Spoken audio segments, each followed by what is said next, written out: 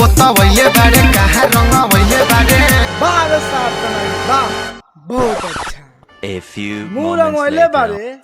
आ कहाँ कहाँ डलवैले बारे ए भैया भौजी कहीं पोतवैले बारे कहाँ रंगवैले बारे ए भैया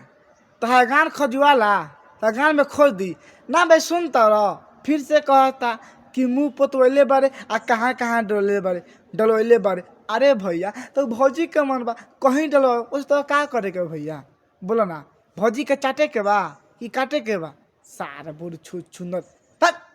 नहीं का हाल बा भाई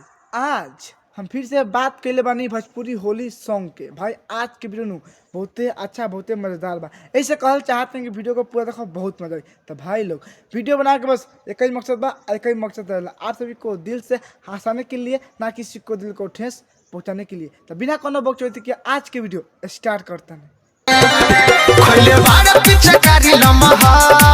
अब सुनो का कहता कि खैले बारे लमहर फिचकारी हाथ तोरा बहनी के प्रणाम पर अरे भैया तहार गाँव सच में भगा थका हो यार ना भाई देखो यार भौजी के पीछे पड़ गल बा अरे भौजी कुछो करे तो का करे के बा भौजी के चाटे के बा देख भैया दिमाग मत खराब कर कसम से कहता नहीं हम पहले 15 ले बाद में कहले हम नहीं कि पहले हम बड़का बाबू तो पटल बारे मामा हाँ हम जान गए नहीं शर्त नहीं नू कि तू लात के देवता बड़ा बात से ना मनबा कब लम्हा फिचकारी खैले बारे कभी गाल रंगोले बारे कभी हई हऊ अब का कहता कि तू फसल बारे ममहर ए भैया तब भौजी का झाड़ छिल द हो बोरे बोरे बोरे का का का का का कहता रा बो हई का है यार ए भाई लोगन हई का है सुनता देखता लोगन कैसे कहता बोरे बोरे बोरे ए भैया जी का दिमाग खराब करते यार कसम से कह दी सुबह सुबह का टाइम बा आई तारा गाना आ गल हमारे सामने आ सोचती हम पहले दिए गाना के तब हमारे मन के शांति मिली लेकिन हई का खोल के बताओ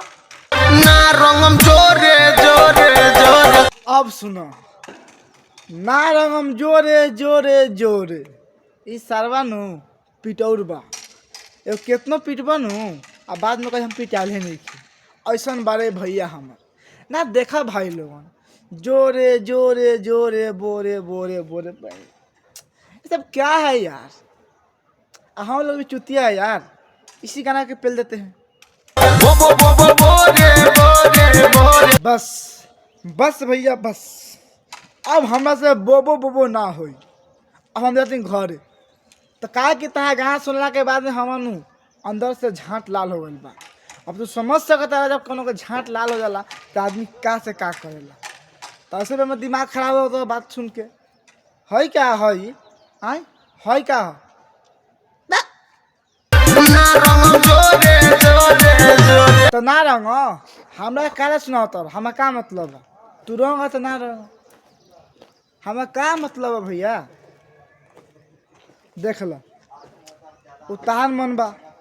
और माल तहारा लगे भी तब वो तहारा ऊपर बा तहारा रंगे के बा कि नहीं खेल रंगे के लेकिन जैसे कहता नु बोर या ना रंगम जोरे जोरे ई ता बात सुना के बाद मन तक करता पटक के गोर लागली देख लो भाई लोगन दोनों नु उनतीय बांसन भौजी ऐठता आ भैया फिचकारी देखा के लगा था हम बड़ी बलवान बानी हम कुछ भी कर दे हम ए भैया जी तारा से अच्छा नो वहाँ झांट बा कह तो खोल के दिखा दी कह तू खाली कह तो सच कहता नहीं है भैया जी चला कोनो बात ना ये वीडियो खाली हंसी मजाक खाली बनाल बा दिल पर मत लिह समझ ला गान मार ले हम